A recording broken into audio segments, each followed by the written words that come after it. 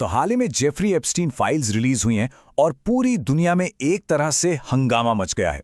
यौन तस्करी के एक बहुत बड़े नेटवर्क से जुड़े कई हाई प्रोफाइल नाम सामने आए हैं, लेकिन इस सब के बीच जब इन्हीं डॉक्यूमेंट्स में इंडिया के प्रधानमंत्री का नाम आया, बस यहां एक अलग ही पॉलिटिकल तूफान शुरू हो गया। तो आखिर ये कनेक्शन है क्या? सच्चाई क्या है इसके पीछे? चलिए इस मामले की तह तक जाते हैं, सीधे फैक्ट्स को देखते हैं और समझते हैं कि आखिर इन डॉक्यूमेंट्स में लिखा क्या है। ओके, तो इस पूरे कॉम्प्लेक्स इशू को समझने के लिए हम इसे 4 पार्ट्स में ब्रेक डाउन करेंगे।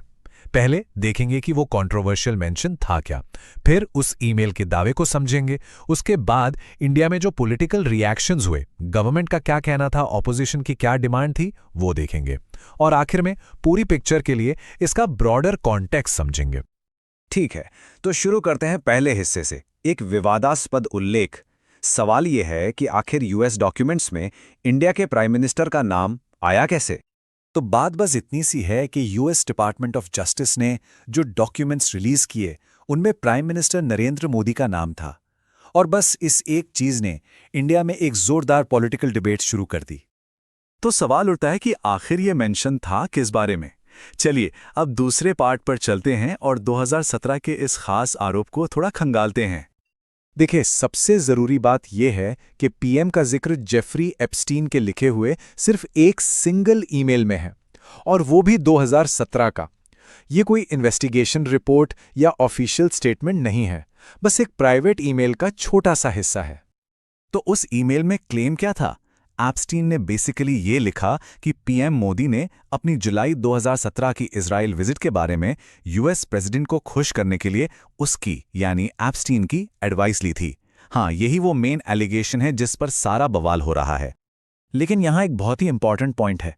जितने भी डॉक्यूमेंट्स अब तक रिलीज हुए हैं, उनमें पीएम मोदी और एप्स्टीन के बीच किसी भी पर्सनल मीटिंग, फोन कॉल या किसी भी तरह के डायरेक्ट कॉन्टैक्ट का कोई सबूत नहीं है। ये सिर्फ एक आदमी के ईमेल में किया गया एक दावा है, बस। तो जैसे ही ये खबर निकली, जाहिर है इंडिया में पॉलिटिकल रिएक्शंस आने में देर नहीं लगी। चलिए देखते हैं कि गवर्नमेंट के इनकार और ऑपोजिशन की डिमांड के बीच आखिर हुआ क्या।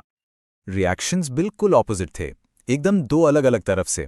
एक तरफ सरकार ने इसे सीधे सीधे बेसलेस यानी बेबुनियाद कहकर खारिज कर दिया। उन्होंने इसे एक सजा याफ्ता मुजरिम की बेकार की बकवास तक कहा।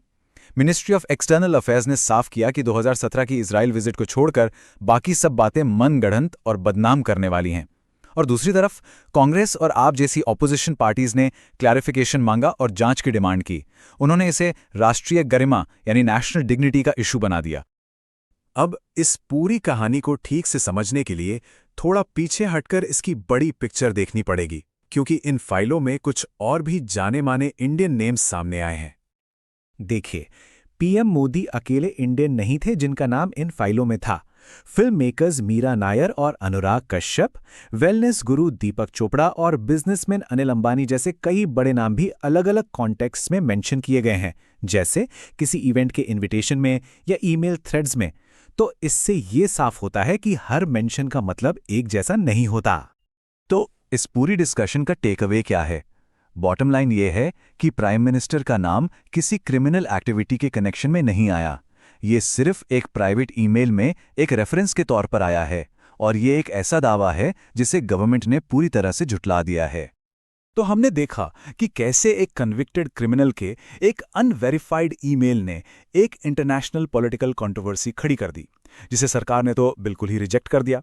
लेकिन ये सब हमें एक बड़े सवाल पर लाके खड़ा कर देता है।